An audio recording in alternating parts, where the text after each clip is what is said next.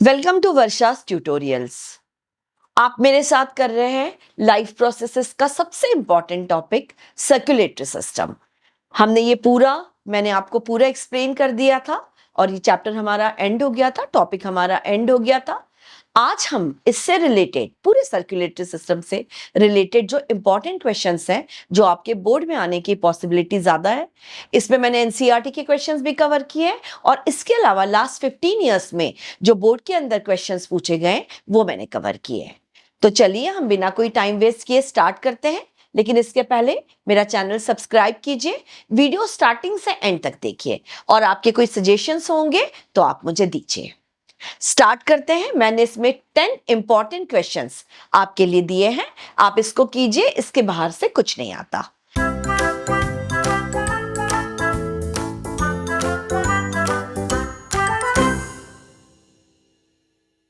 First question, question number 1, मैं already आपको explain कर चुकी हूं। इसमें सिर्फ आंसर्स किस तरह से लिखना है मैं आपको हर वीडियो में आपको अपने बताती हूं कि एक्चुअली एग्जाम में आंसर्स लिखने की टेक्निक आपको पता होनी चाहिए। तो मैंने जिस तरह के आंसर्स लिखे हैं आप उसको फॉलो कीजिए और बोर्ड में ज्यादा से ज्यादा ऑलमोस्ट पूरे मार्क्स लाने की कोशिश कीजिए। तो चलिए हम फर्स्ट क्वेश्चन देख लेते हैं। फर्स्ट क्वेश्चन है, what are the different components of the transport system in human beings? What are the functions of these components? Already मैंने पढ़ाया हुआ है, इसलिए मैं सीधा, आप स्लाइड में देखिए, मैं इसको सीधे आपको इसका आंसर बता रही हूं। There are three important components of the transport system in human beings. First is heart. Heart हमें जैसे पता है, it is a muscular organ which pumps and receives the blood. First जो हमारा इंपॉर्टेंट कंपोनेंट है हार्ट है। Second है blood, it is a main medium of transport. It is a connective tissue made up of plasma, RBC, WBC and platelets. It carries all important substances like oxygen, carbon dioxide, water, glucose, hormones, etc. इसका third part है, last जो component है, that is blood vessels. Tube like network in the whole body is present. They are of three types: arteries, which carries oxygenated blood from heart to all parts of the body. Second, veins. It carries deoxygenated blood from all cells towards heart. Third, capillaries. Due to thin walls, exchange of material between blood and cells take place. तो ये जो question था, different components of the transport system of human being, आपको इसमें 3 parts में लिखना है, heart, blood and blood vessels. अब हम नेक्स्ट क्वेश्चन की ओर बढ़ते हैं। Question number 2, why is it necessary to separate oxygenated and deoxygenated blood in mammals and birds? ये क्वेश्चन बहुत इंपॉर्टेंट है, मैंने आपको पूरा चैप्टर में भी एक्सप्लेन किया था। ह्यूमन है, जैसे मैमल्स हैं, बर्ड्स हैं, जितने भी हैं उनमें वो वार्म ब्लडेड एनिमल्स होते हैं। वार्म ब्लडेड एनिमल्स को एनर्जी की रिक्वायरमेंट ज्यादा होती है क्योंकि हमारी अपना ही बॉडी हीट जनरेट करती है, तो इसके लिए उन्हें ज्यादा अमाउंट में ऑक्सीजन की रिक्वायरमेंट होती है ताकि ज्यादा से ज्यादा एनर्जी प्रोड्यूस हो सके। तो इनमें क्या होता है बच्चों, ऑक्सीजनेटेड एंड डीऑक्सीजनेटेड ब्लड। जो सेप्टम में हमारा 4 चैम्बर्ड हार्ट होता है और हार्ट में जो सेप्टम है, ये दोनों इसको सेपरेट करता है। तो इसका आंसर हम क्विकली देख लेते हैं। Mammals and birds are warm-blooded animals. Their body can produce own body heat, which helps to regulate the body temperature. They don't depend on the environment. They require high amount of oxygen to produce a large amount of energy. They constantly use energy to maintain the body temperature. Thus, it is important that oxygenated blood does not get mixed up with deoxygenated blood. That is why they have 4-chambered heart divided by septum. इसका answer आपको इस तरह से लिखना है। Question number 3, question number 3 के 3 parts हैं। ए part हम देख लेते हैं पहले। What would be the consequence of a deficiency of hemoglobin in our body? यदि हमारे बॉडी में हीमोग्लोबिन कम हो गया तो क्या होगा? हम सब जानते हैं हीमोग्लोबिन बहुत इंपॉर्टेंट पिगमेंट है जो ऑक्सीजन एब्सॉर्ब करता है और बॉडी के सारे सेल्स तक ले जाता है। यदि ऑक्सीजन ही बॉडी को नहीं मिलेगी तो एनर्जी ही प्रोड्यूस नहीं होगी। तो इसका आंसर है haemoglobin is a red pigment present in RBC. It is made up of iron. It carries oxygen to all parts of cells to get energy. If there is a deficiency of hemoglobin, the blood is unable to carry the sufficient amount of oxygen required by the body. Less amount of energy will be available. The deficiency of hemoglobin in our body is called anemia.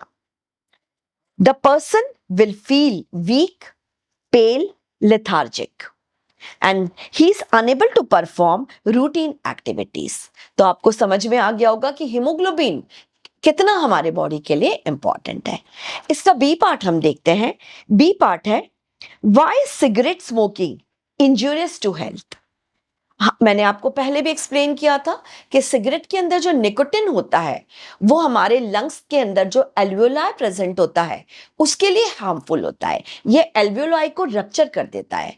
Naturally alveoli ये main site of exchange होता है जहां carbon dioxide and oxygen exchange होती है। जब alveoli ही rupture हो गए तो नेचुरली हार्ट को ज्यादा वर्क करना पड़ेगा, हार्ट के ऊपर ज्यादा प्रेशर आएगा, हार्ट के ऊपर ज्यादा प्रेशर आएगा तो ऐसे लोगों को हार्ट अटैक के चांसेस ज्यादा होते हैं। इसका आंसर देख लेते हैं हम। इन cigarette harmful toxic substance nicotine is present which interferes the metabolic process of our body. It ruptures the alveoli which are the main site of exchange of oxygen and carbon dioxide. Due to that, lots of pressure are built up on heart and chances of heart attack are increased. इसका answer आपको इस तरह से लिखना है। इसका last part है, C part देख लेते हैं। What is the advantage of having four-chambered heart? Four-chambered heart, which is divided by a partition called septum. It is very useful to warm-blooded animals like humans, birds, and all mammals because they require high amount of energy. It prevents mixing of oxygenated and deoxygenated blood so that high amount of oxygenated blood is passed to all parts of our body. तो ये मैंने question number 3 आपको करा दिया है। अभी हम next question की ओर बढ़ते हैं। Question number 4। क्वेश्चन नंबर 4 है describe double circulation in human beings, why is it necessary. ये क्वेश्चन बहुत इंपॉर्टेंट है। मैंने आपको पहले जब एक्सप्लेन किया था डबल सर्कुलेशन, मैंने आपको डायग्राम के साथ बहुत डिटेल में एक्सप्लेन किया था। ये हमेशा लॉन्ग आंसर क्वेश्चन में आता है, इसमें पूरे मार्क्स मिल जाते हैं। आप इसको जिस तरह से मैंने एक्सप्लेन किया है स्टेप वाइज आप उसी तरह से इसको लिखिए और जो इसका जो डायग्राम है वो इसी तरह से इसको बनाइए। चलिए इसका आंसर देख लेते हैं। It is the combination of pulmonary circulation and systemic circulation. A circulation system in which the blood travels twice through the heart in one complete cycle is called double circulation. यानी एक complete cycle में heart से blood 2 बार जाता है, इसलिए हम इसको double circulation कहते हैं।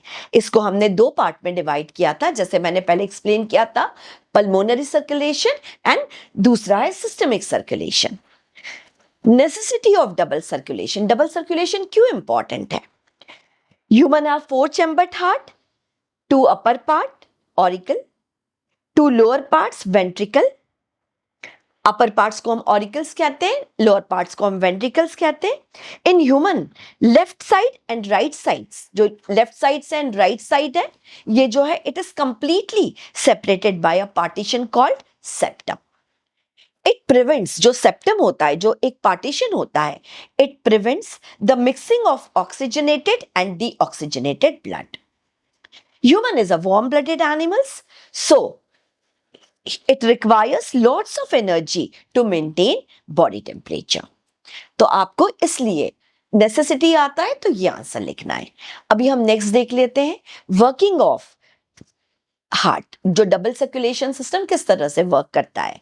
आपको इसमें जो मैंने आपको, जैसे आप स्लाइड में देख पा रहे हो, आपको ये डायग्राम वो एग्जाम में करना है और इसके साथ साथ जो डबल सर्कुलेशन स्टेप वाइज है, मैंने आपको 2 डायग्राम शेयर किए, आपको जो इजी लगता है। दूसरा डायग्राम बहुत डिटेल में है, यदि ये डायग्राम बनाते हैं तो ज्यादा अच्छा है, ये आप नहीं बना पाते तो फिर एनसीईआरटी का जो डायग्राम है ये बनाने से भी चलेगा। चलिए अब हम देख लेते हैं इसको हम दो पार्ट में डिवाइड करेंगे। फर्स्ट है पल्मोनरी सर्कुलेशन। पल्मोनरी सर्कुलेशन जो होता है, circulation of blood from heart to the lungs and back to the heart, हम इसे कहते हैं पल्मोनरी सर्कुलेशन।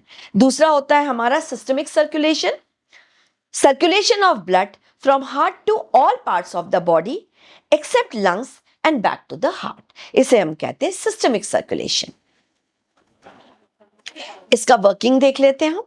इसको आपने स्टेप वाइज लिखना है एग्जाम में। First, auricles relax, pulmonary vein brings oxygenated blood from the lungs and pour into left atrium of the heart. Second, left atrium receives the blood, then it contracts. V1 valve means bicuspid valve opens and blood is pushed into the left ventricle. Third, when left ventricle contracts, V3 means aortic valve opens and oxygenated blood is forced into aorta. Fourth point, from aorta, arteries, capillaries, it goes to all parts of our body. Next, after metabolic activities, oxygen is used in cells and CO2 is produced. Now this deoxygenated blood is carried by veins and poured into main vein, that is called vena cava, main vein, vena cava. Next point है, vena cava poured deoxygenated blood into right atrium when it is relaxed. Now again it contracts.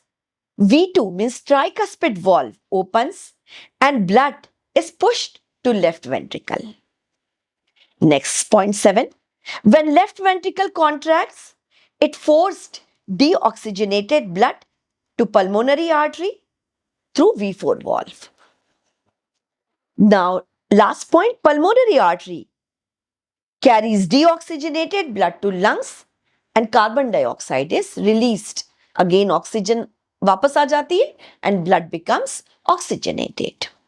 तो ये question number 4 आपको clear हो गया होगा। ये generally long answers में इसे पूछते हैं।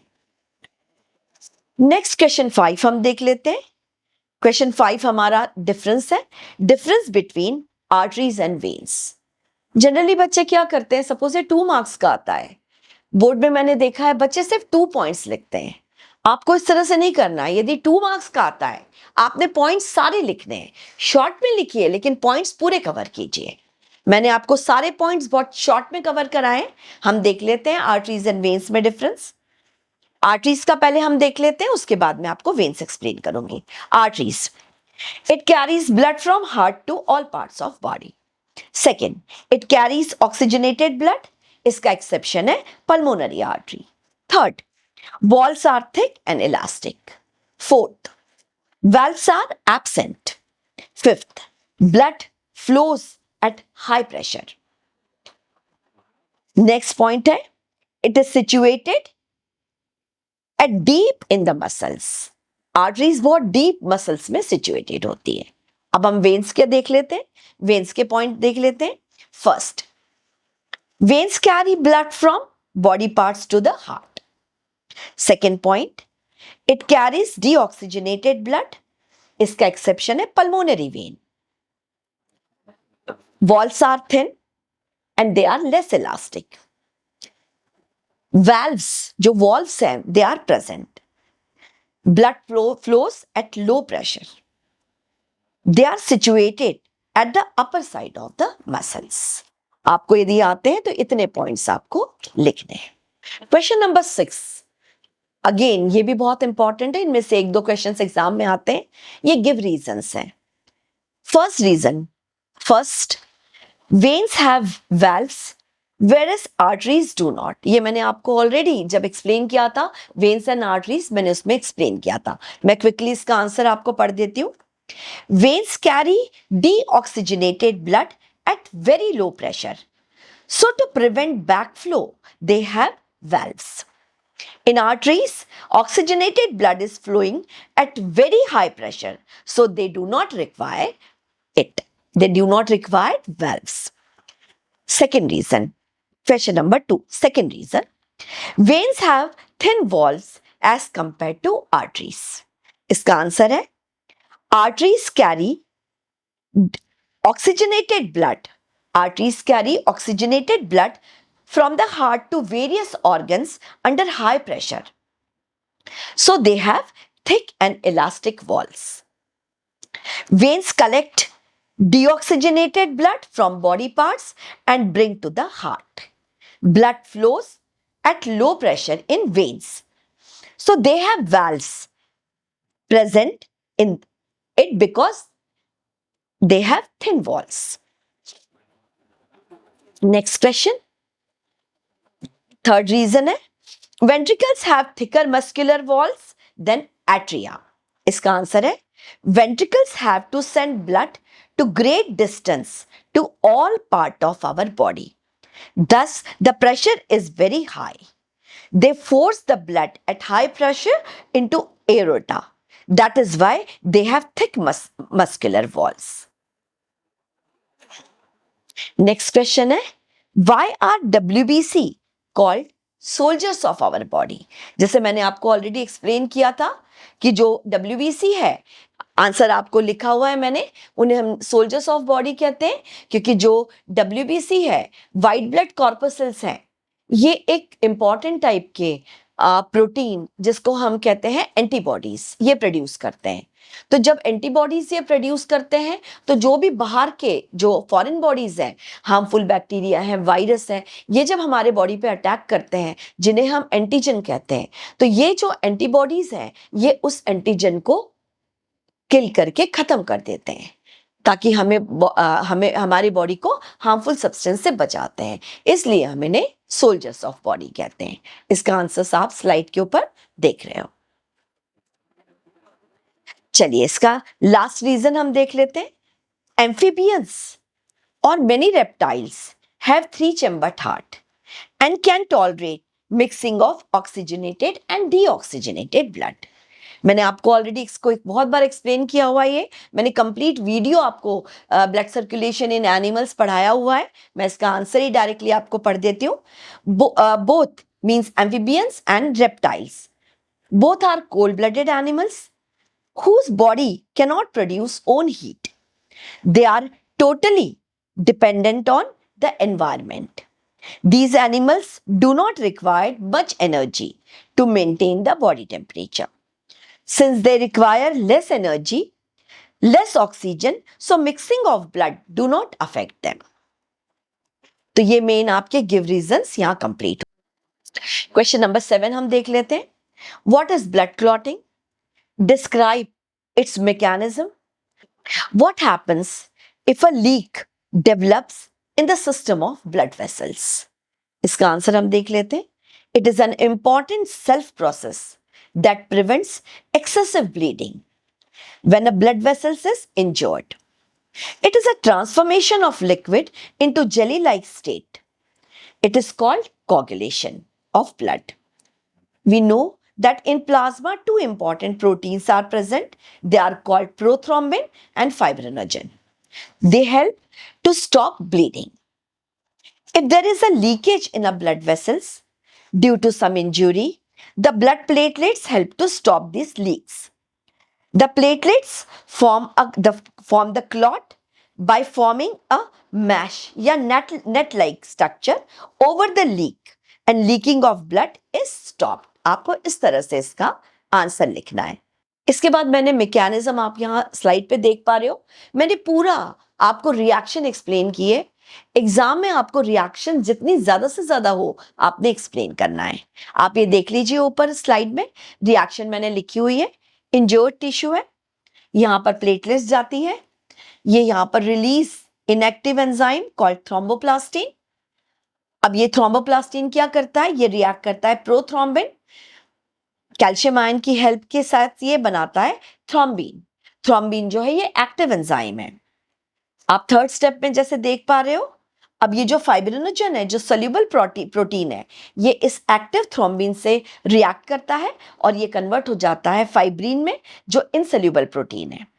अब ये जो फाइब्रिन है, ये आरबीसी से रिएक्ट करता है एंड फॉर्म कर देता है ब्लड क्लॉटिंग। इनिशियली जो है, clot is soft, but later on it converts into clear solution called serum. तो ये मैंने आपको क्वेश्चन 7 कंप्लीट करा दिया है। अब हम क्वेश्चन 8 की ओर बढ़ते हैं। क्वेश्चन 8 जो है, आप देख लीजिए quickly. Write down the main functions of the blood. ये मैंने ऑलरेडी जब आपको ब्लड पढ़ाया था तब पूरा एक्सप्लेन किया था, मैं क्विकली इसको एक्सप्लेन कर देती हूँ। First, blood carries oxygen from the lungs to different parts of the body and it carries carbon dioxide from body cells to the lungs. Oxygen and carbon dioxide दोनों के transport का काम blood करता है। Second, blood also carries glucose, hormones and blood also carries glucose, hormones from endocrine glands to different parts.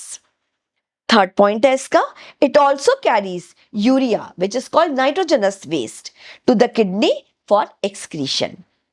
Fourth important role है इसका, it protects from diseases with the help of WBC.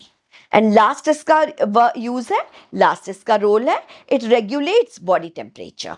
आपको यदि exam में आता है what is role of blood या what is functions of blood, आपने ये 5 पॉइंट्स लिखने हैं। अब हम नेक्स्ट क्वेश्चन नंबर 9 की ओर बढ़ते हैं। इसके भी डिफरेंट पार्ट है, हम फर्स्ट पार्ट ए करेंगे। पार्ट ए है, what is blood pressure, how it is measured, what do you mean by systolic and diastolic pressure. मैंने इसको ऑलरेडी आपको एक कंप्लीट वीडियो मैंने इसके ऊपर बनाया था और आपको एक्सप्लेन किया था, इसलिए यहां मैं डायरेक्ट आपको आंसर पढ़ देती हूं। ब्लड प्रेशर आपको जो डिफाइन करना है, इट इज द प्रेशर और force that blood exerts on the walls of vessel is called blood pressure. This pressure is high in arteries and lower in veins. The instrument which is used to measure the blood pressure is called sphygmomanometer. There are two types of pressure. First is systolic pressure and second one is diastolic pressure. Systolic pressure, it is the maximum pressure at which the blood leaves heart to the aorta. Diastolic pressure, it is the minimum pressure in the arteries during the relaxation phase of ventricles. इसकी जो value है, आप देख रहे हैं कि जो systolic की जो वैल्यू होती है वो 120 mmHg होती है और जो डायस्टोलिक की वैल्यू है नॉर्मल ह्यूमन बीइंग की नॉर्मल टाइम में 80 mmHg होती है। तो हम इसको नॉर्मल बीपी को लिखते हैं 120/80 mm of Hg। हम इसका बी पार्ट देख लेते हैं, what is hypertension, what is the reason, what damage can it do in our body. इसका आंसर देख लेते हैं हम हाई ब्लड प्रेशर का। If it is about 120 or 80, high blood pressure is called hypertension. The main reason for this is constriction of very small arteries and it resists the blood flow. High blood pressure can lead to rupture in arteries and internal bleeding.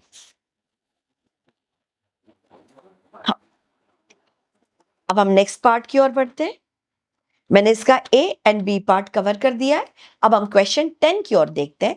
Question 10, इसका भी A part है, define heart beat and pulse rate. मैंने already आपको इसमें explain किया था। Heart beat आता है आपको, तो आपको लिखना है 1 complete contraction and 1 complete relaxation, यानी 1 contraction and 1 relaxation. 1 complete contraction and relaxation of heart is called heart beat. The whole sequence is called cardiac cycle. In adult, it is 70 to 72 times per minute. Pulse की definition आती है, the expansion of artery each time when the blood is forced into the arteries is called pulse. Pulse rate and heartbeat is always same. It is 70 to 72 times per minute, heartbeat and pulse rate same. B, part B. During one cycle, how many times blood goes to the heart of fish and Y. मैंने आपको blood circulation in animals में fish का आपको explain किया था, वहां single circulation होता है क्योंकि पूरे साइकिल के अंदर ब्लड सिर्फ एक ही बार जाता है। इसका आंसर देख लेते हैं। Fish is a cold-blooded animals. They don't require much energy to maintain the body temperature. They have two-chambered heart. Gills are present in fish which absorbs dissolved oxygen from water. It goes to all parts of body and deoxygenated blood comes to the heart and goes to gills. The blood goes only once through the heart during complete cycle. This type of circulation is called a singular circulation. इसका अब last हमारा जो question है, question number 11, What do the following transport? ये exam में आता है। आपको कुछ पार्ट्स दे दिए जाएंगे, कुछ आपको जैसे पल्मोनरी वेन है, पल्मोनरी आर्टरी है, वेना केवा है, आपको कुछ बता दिया जाएगा और आपको एक्सप्लेन करना पड़ेगा कि ये पार्ट्स क्या रोल करते हैं। First, pulmonary vein, it carries oxygenated blood from the lungs to the left atrium. Pulmonary artery, it carries deoxygenated blood from the right ventricle to the lungs. Third, aorta, it is the main and the biggest artery. It carries oxygenated blood and supplies to all parts of our body. Vena cava, it is the largest vein which collects deoxygenated blood from all parts of the body and pour into right atrium. आपको पता है superior vena cava upper part से, inferior vena cava lower part से blood collect करेगी। Coronary arteries arising from the base of the aorta, they supply oxygenated blood to the heart muscles. ये important questions थे, exam में कई बार diagram label करने के लिए आता है। जनरली हार्ट का आपको डायग्राम दे दिया जाएगा और आपको उसके अंदर मार्क कर दिया जाएगा और आपको वो ऑर्गन लेबलिंग करना है। आप देख लीजिए, आपको मैंने डायग्राम यहां दिखाया है। आपको इसमें बताना है atrium, ventricle, tricuspid valve, bicuspid valve, septum, aorta. आप डायग्राम में देख पा रहे हैं, आपको इस तरह से यहां पर लेबलिंग करना है। आपको ये क्वेश्चन आंसर्स पूरी तरह से समझ में आ गए होंगे।